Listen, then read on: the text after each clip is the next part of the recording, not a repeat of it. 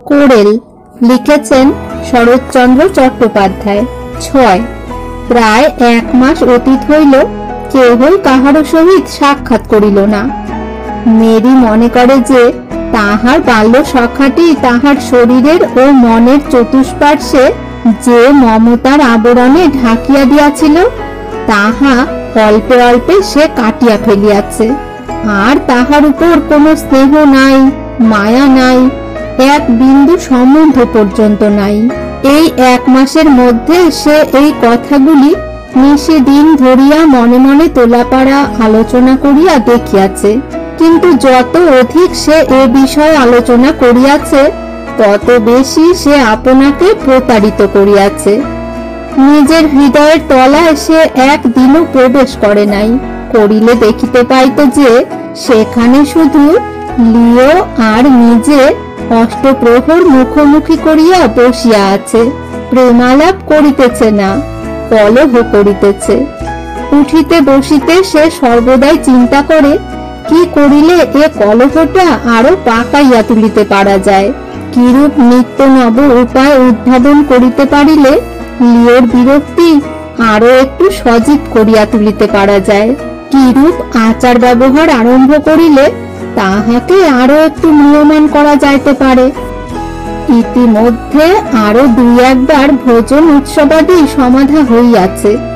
ব্যয় বাহুল্য এবং আয়োজনাদের পারিপাট্য দেখিয়া গ্রামের লোক কত সুখ্যাতি করিয়াছে, কিন্তু তাহাতে তাহার মন নাই। মানস চক্ষে সে শুধু দেখিতে চাহে এ সকল কাহিনী শুনিয়া লিওর মুখ কিরূপ বিশুষ্ক এবং পাণ্ডুবর্ণ হইয়াছে।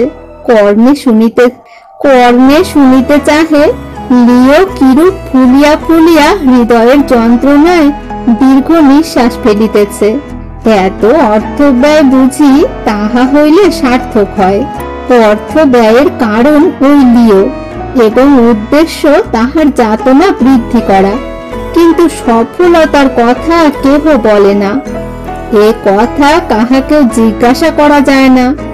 কিন্তু এমন কি কেহ নাই, এমন কি কোনো সর্বদর্শী অন্তর্যামী পদার্থ নাই যাহা এ কথা বলিয়া যাইতে পারে?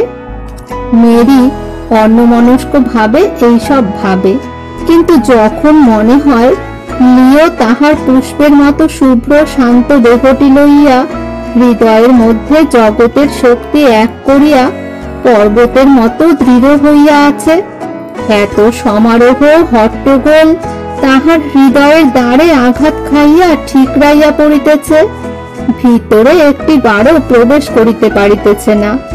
হয়তোবা সে হৃদয়ে জ্বালার পরিবর্তে অবহেলা ও ঘৃণার স্থান হইয়াছে। তখন মেরির সমস্ত শিরা অস্থি মজ্জা যাহা কিছু আছে সমস্ত একসাথে ঝমঝম করিয়া সুরে বেসুরে নিতান্ত একটা অবসন্ন হতাশ ছবি চক্ষের উপর দাঁড় করাইয়া দেয়। উৎসব রাত্রে যখন সকলে ব্যস্তভাবে ঘুরিয়া বেড়াইতেছে, বাড়িময় সারা শব্দে পূর্ণিত, শিখরে শিখরে উৎসবের সহস্র দ্বীপ দৈত্য রাজার প্রমোদ ভবনের মতো শোভা পাইতেছে, হয়তো সে সময়ে মেরি একটু নির্জনে বসিয়া একটা অপরূপ বিষাদ চিত্র মনে মনে আঁকিতেছে, ভাবিতেছে লিও হয়তো এতক্ষণে তাহার নৈশ কার্য শেষ করিয়া শীতল বায়ুর জন্য একটিবার মাত্র জানালা খুলিয়াছে, উৎসবের দীপমালা চোখে পড়িয়াছে, কিন্তু নিমেষের জন্য। নিতান্ত অবজ্ঞা ঘরে জানালা রুদ্ধ করিয়া পরক্ষণেই সে নিতান্ত নিশ্চিত মনে আপনার স্নিগ্ধ শয্যাতলটি আশ্রয় করিয়া শুইয়া আছে। নিদ্রা দেবী পদ্ম হস্তে তাহার পদ্মের মতো দুটি চক্ষের উপর হাত বুলাইয়া তাহাকে নিদ্রিত করিতেছেন। মেরি ছটফট করিয়া উঠিয়া পড়িল, ভাবিল সে নিজের কথা নিজেই বুঝে না মনে হয়। এত উৎসব সমারোহ মিথ্যা পণ্ডশ্রম মাত্র, লিওর গ্রাহ্যের মধ্যেও আসে না। জ্বালার উপর জ্বালা, মেরি ধনবতী কিন্তু লিও দরিদ্র, তাহার সহায় সম্পদ আছে, লিওর কিছুই নাই। জনসাধারণ তাহাকে কত খাতির যত্ন করে।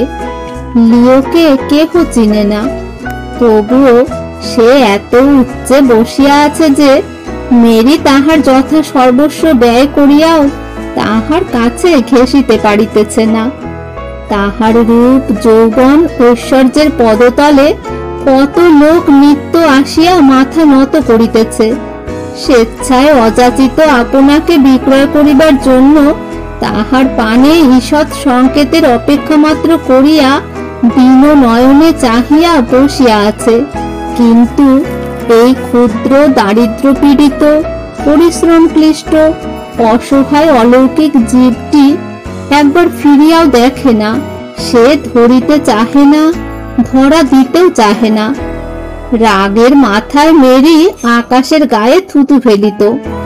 লিওর স্থান বড় উচ্চে, সেখানে এসব পৌঁছিত না।